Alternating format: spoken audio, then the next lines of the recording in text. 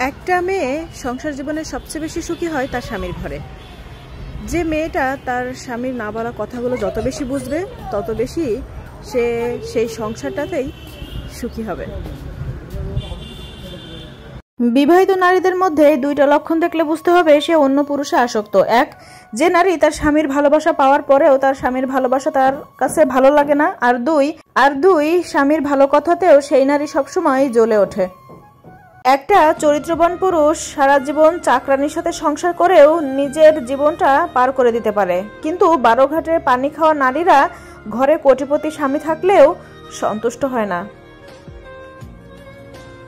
সবচেয়ে জঘন্য এবং বেয়াদব নারী সেই নারী, সবচেয়ে বেকুব নারী সেই নারী যে নারী তার স্বামীর খায় স্বামীর পরে আবার সুযোগ পেলেই, বেটার অপশন পেলেই স্বামীর সাথে বেইমানি করে।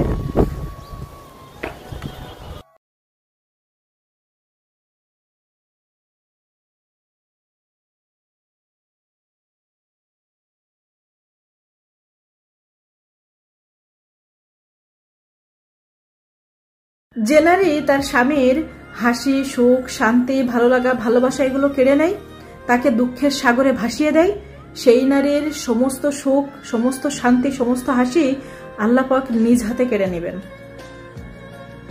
একজন স্বামীর সাথে অন্য কোনো পুরুষের তুলনা হয় না।